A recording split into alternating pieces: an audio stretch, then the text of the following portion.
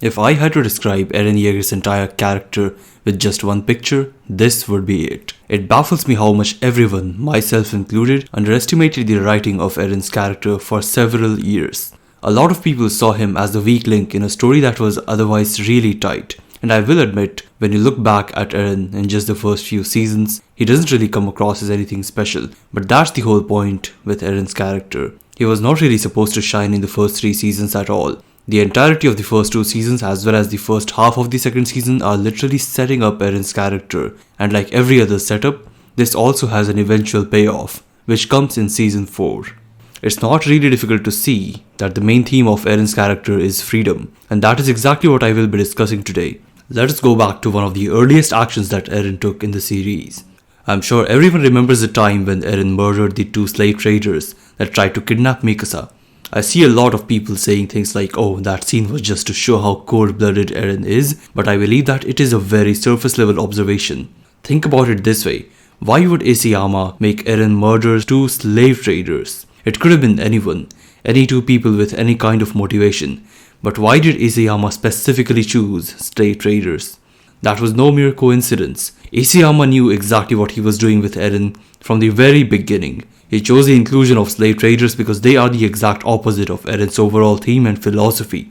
Eren's theme is that of freedom, and slave traders outright oppose that entire theme. It was a very small but really well thought out detail. By killing the 2 slave traders, Isayama essentially establishes Eren as a fanatic for freedom. Anyone who opposes freedom from this point on will unsurprisingly meet the same fate. Eren had the dream of being free of the walls from a very young age. Seeing as how the Titans had forced humans to live like cattle, he wanted to gain his freedom. But seeing his mother die in the very first episode really created a shift in his perspective. So far in the first episode, we were shown how Eren saw the prospect of joining the Survey Corps as something heroic. But now, upon seeing his mother die right in front of his eyes, he is fueled by something else. He is fueled by hatred for Titans. In the very first episode, Eren's fuel for chasing freedom has already gone from a naive idea of heroism to a much more sinister motivation of hatred towards Titans. I would also like to point out just how essential and significant of an influence Eren Kruger is to the story as well as to the central theme of Eren Yeager's freedom. The first time that we see Eren transform, he has transformed into the Attack Titan. If we move forward to season 3, where we are formally introduced to Eren Kruger, Kruger states that the Attack Titan was named as such because it had always marched forward in pursuit of freedom and was willing to fight for it. It was a very carefully written, subtle description, but it matches Eren's own ideology perfectly. Someone who keeps moving forward for freedom and is willing to fight for it. Eren is the Attack Titan and the Attack Titan is Eren. Kruger also tells Grisha that he cannot give up. As Grisha sits by the port, looking at the cost at which the freedom of the Eldians will come, he is ready to give up on his dream. But Kruger tells him that he was the one who started the story the day he took his sister out of the gates, and so he must be the one to bear the burden of his sins and finish this story. This philosophy is inherited by Eren, as we see in the manga when Eren apologizes to Ramsey, knowing full well that the young kid will soon become collateral damage during the course of the pursuit of Eren's own freedom, being trampled by the colossal titans. Even so, despite knowing that he will be the reason for the death of Ramsey and several other innocent people, Eren bears the burden of his sins. He has started this story, and even knowing the cost at which his freedom will come, he intends to see it to the very end. But Eren Kruger is not the only person who acts as foil to Eren. We also have Reiner. Reiner is someone who Eren actually looked up to. As they engage in their first battle in season 2, we see Eren admitting that he wanted to become like Reiner. And upon coming to realize that Reiner was betraying them, Eren's hatred towards Titans takes over. He begins to hate Reiner, at least for the course of the second and third season. But that changes once he comes to know the truth about the people outside the walls. Eren realizes that him and Reiner are not very different. In fact, they are essentially the same. They were both just kids on a mission of their own, not knowing whether the path that they had taken was right or wrong. They had both been brainwashed by the lies made up by their own governments, and in their own eyes they were both saving the world from monsters. But as the two grow up and come to realize the truth about the other side, both of them know that the path that they have chosen might not be the morally correct one. Even so, both of them intend to keep moving forward. Despite realizing that their path might lead to the death of innocents, they refuse to give up. because they both live in the hope that there might be something on the other side of this conflict. It is exactly as Eren says in season 4, those who push themselves into this hell are driven by something. And it is true, everyone in Attack on Titan is fighting for something. Eren is fighting for freedom, Levi is driven by the desire to make sure that the deaths of his comrades had meaning, Erwin was driven by the desire to know the truth, and Mikasa was driven by the desire to protect Eren. It is exactly as Eren says, they wish to see something on the other side of this conflict. Maybe it is hope, or maybe it is another hell.